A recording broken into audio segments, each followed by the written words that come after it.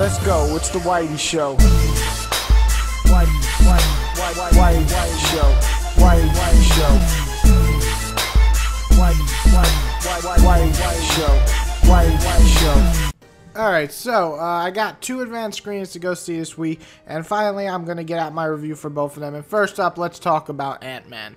Ant-Man is the 12th movie, I believe, in the Marvel franchise from the studio Marvel, who comes out. We got a brand new hero, Ant-Man. Everybody's like, who the fuck is Ant-Man? Nobody knows who Ant-Man is. Most people don't care about Ant-Man. That's the general consumption of everybody out there. Me, I always thought Ant-Man was just an okay character. He was interesting enough in the Avengers, though never really a very vital plot character, though he did create Ultron in the comics. But anyway, never an important character. So I went into this movie very little expectations, and I came out pleasantly surprised. Let's talk about the pros real fast. Ant-Man is a story about Scott Lang, who is a criminal, and he gets caught, put into jail, and then he's given a second chance basically by Hank Pym, the original Ant-Man. That is the plot. Without spoiling it much, they want to try to stop the big bad, aka Mr. Yellow Jacket, who is the enemy in this. So you know where this is going, and I'll get to the negative about that. But let's talk about the positives. One, right off the bat, the cast. They seem to really have fun in their roles, especially Paul Rudd. He's super likable, super awesome guy. His comedic timing is great, and he's just an approachable dude that you probably just want to chill with in a bar, but also like to watch him kick some ass. And did he get Diesel for this or what? Man, he was cut. It was amazing. Anyway, cast is great. It's a funny movie. That's kind of an interesting thing, because I like all the Marvel movies. I think they're all, you know, fun to watch. Some of the jokes are hit or miss, but in this movie, very few jokes were missed, and the jokes that were missed were really for kids to enjoy more than us.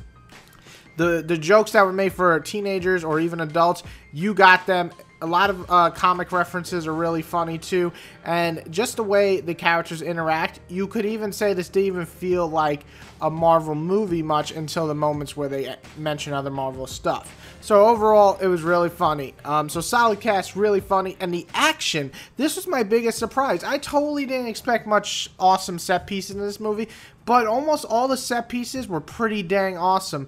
The little montages and, you know, to show how to become who he is and training is cool, but really it's the ending. The whole last 30 minutes, it's just non-stop awesome action with a lot of funny moments thrown in, and it works really well. So the action was a big surprise for this movie, and I really enjoyed it in terms of an action standpoint.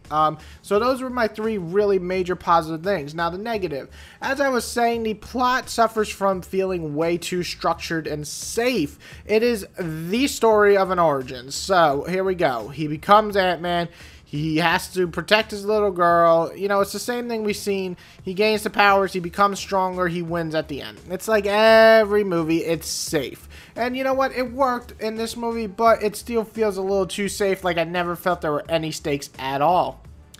On top of that, another thing I really didn't like was the exposition. There was so much. Like, I get the fact that all this stuff comes into play in the movie, but we really don't have to know why he shrinks. He's a fucking Ant-Man. Okay, cool. He can shrink. Okay, just say the belt can shrink him in this little fucking red tube. That can make him small. The end. We don't need an exposition about it. We don't need to be explained step by step for 5 minutes. You know, I'm not reading a comic. In a comic, okay, we can take 2-3 pages to explain. We don't need that in this movie. We're watching a movie about a dude who shrinks into a little Ant-Man. So we just don't need it. It was a little bit too much, a little bit too heavy-handed. However, those are really the only negatives I could think of. It's a fun blockbuster movie. Similar to Jurassic World, you gotta kind of turn your brain off a little bit and just enjoy the action, though Ant-Man's a little bit smarter. Just to throw it out there, if you're looking for a setup for Civil War, this sets up a lot of cool little plot points, and the ending post-credit scenes are definitely worth watching, especially the very end. You get to see... Wait, I'm not going to say it, but you got to watch it because it's great for the setup for Civil War. So overall, what did I think of Ant-Man? It's a fun, entertaining, laughing type of movie. Now, is it the best Marvel movie? No. Is it an entertaining one? Yes. So, if you like just to watch a fun, entertaining superhero movie, Ant-Man does not fail there. But if you're looking to get into the comic genre and nothing's done it for you, Ant-Man's not going to change your mind. So I'm going to give an Ant-Man a nice 7.5. It's a good movie, definitely worth watching in theaters. Maybe you want to save it for a matinee, but it's definitely worth full price if you're a Marvel fan. Everybody else who doesn't like comic books, just stay clear. This isn't the one to change your mind. Whitey out, go check out Ant-Man.